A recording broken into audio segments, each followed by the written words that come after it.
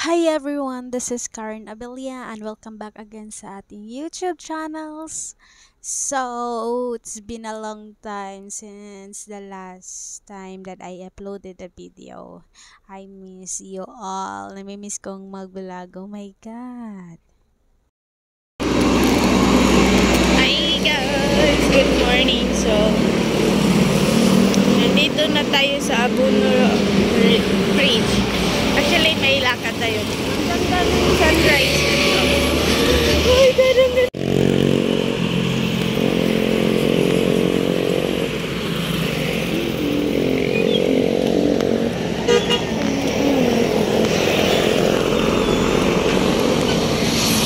So, ayan. So, sabi sa akin ni Ate Joy is,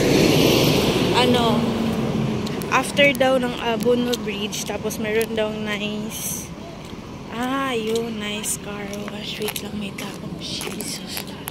So, ayan, yung aming usapan is before 5:30 dapat nandun ako sa location doon sa may Abuno Bridge, Minglanilla, doon sa katapat ng Nice Day Car Wash. Kaya ayun, I am so happy kasi na-invite tayo na mag-attend ng assembly sa mga Jehovah's Witnesses. So, for the short overview lang, yung mga Jehovah's Witnesses is meron silang tinatawag na General Assembly, yung National Assembly, tapos Regional Assembly.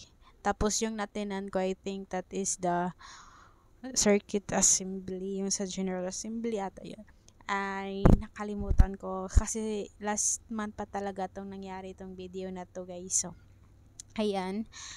So, I am so happy na na-invite tayo. And yung assembly na to is kumbaga kung sa Catholic is ito yung kanilang fiesta. Pero since hindi nagpe-fiesta yung mga Jehovah's Witnesses, so ito yung kanilang way of preaching and ano man tawag yung way of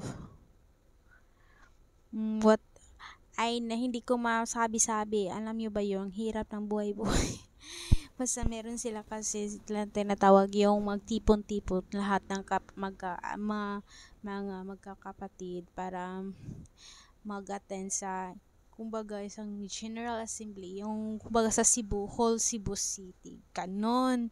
Tapos depende na yun sa iyo kung saan ka attend kasi marami kasi silang location. Merong Davao, merong Negros, meron din sa Cebu. Tapos depende na yun sa iyo kung saan ka comfortabling mag-attend na meron kang budget para makapunta ka doon. Ang importante is makapunta ka doon, yun lang yun, is maka-attend ka doon sa special meeting na yun.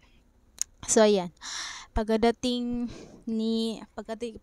ko doon sa may usapan namin is nagantay lang ako ng sandali tapos dumating na si Nati Joy tapos meron kasing service yung L300. Nakalimutan ko yung pangalan nung ano din kasi brother and sister din kasi sila, kapatid din kasi sila. Nakalimutan ko lang kasi ang tagal ko na din kasi hindi nakapag-attend ng mga meeting kasi nga busy sa school tapos ang dami kong hindi ko alam kung bakit na napaka-busy ng buhay ko. Alam niyo ba yun? Gustong-gusto kong mag-attend ng mga meetings pero grabe talaga yung busy ng ating buhay. So, I hope in the future na matunan ko ng pansin yung aking pag-study. So, ayan.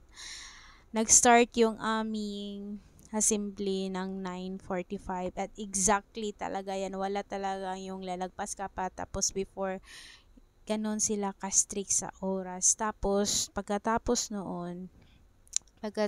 morning session is nag-lunch ako sa labas kasi hindi ako nagdala ng pagkain ko. So, ayan, may buti na lang at merong karinderya doon at doon ako kumain. At grabe yung init. Alam mo ba yun?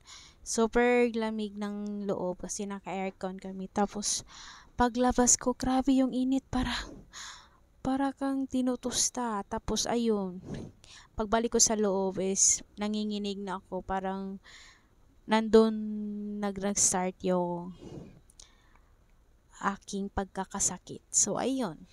So, ayun. Yung afternoon session na doon na talaga nag-start yung aking panlalamig, yung gusto ko na talagang humiga kasi super bigat na ng katawan ko tapos ang sakit na ng ulo ko. Hindi ko na maintindihan kung ano yung dapat kong maramdaman. Alam niyo yun. So, ayun.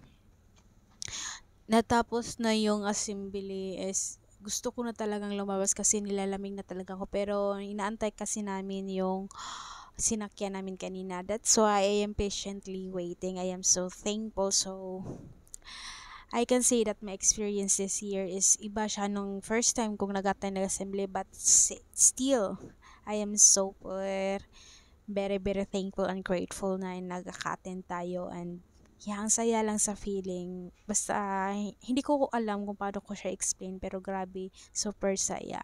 So thank you so much Ate Joy for inviting me this special meeting. So thank you. So yun lang guys, and thank you so much, and see you on my next video. Bye.